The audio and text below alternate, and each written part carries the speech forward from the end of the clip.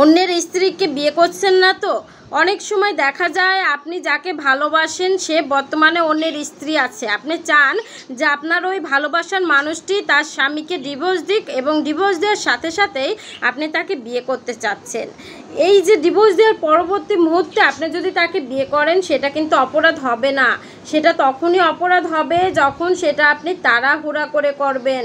কারণ কি, কোনো মেয়ে যখন তার স্বামীকে ডিভোর্স দেবে বা কোনো স্বামী যখন তার স্ত্রীকে ডিভোর্স দেবে, ওই ডিভোর্স দেওয়ার পরবর্তী লিগ্যাল নোটিশ দেওয়ার পরবর্তী 90 দিন পরে তাদের ডিভোর্সটা কার্যকর হবে।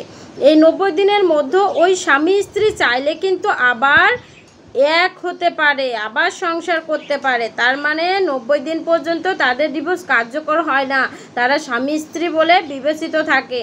আর এই 90 দিনের মধ্যেই যদি আপনি আপনার প্রেমিকাকে, ভালোবাসার মানুষকে বিয়ে করতে চান বা বিয়ে করেন, তাহলে সেটা কিন্তু ধর্মীয় দৃষ্টিকোণ থেকে এবং আইনি দৃষ্টিকোণ থেকে অপরাধ হবে এবং এই বিয়েটা কখনোই বৈধতা পাবে না।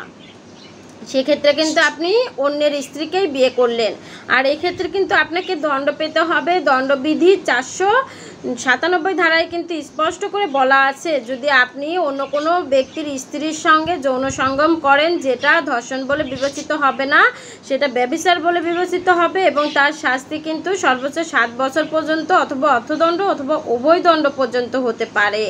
আবার এই ধারায় ওই আপনার প্রেমিকা বেঁচে গেলেও 494 ধারায় কিন্তু সে বাঁচবে না। 494 ধারায় বলছে, স্বামী জীবিত থাকা অবস্থায় যদি অন্য কোথাও কোনো নারী বিয়ে করে তাহলে তার শাস্তি সর্বোচ্চ 7 বছর অথবা অর্থদণ্ড অথবা উভয় দণ্ডে দণ্ডিত হবে। তার মানে যখন আপনি কাউকে ভালোবাসেন, সে ব্যক্তি অলরেডি কারো স্ত্রী, তখন অবশ্যই তাকে ডিভোর্স দিতে হলে 90 দিন পার হবে, ডিভোর্সটা 100% কমপ্লিট হবে, তারপরেই শুধুমাত্র আপনি তাকে বিয়ে করতে পারবেন।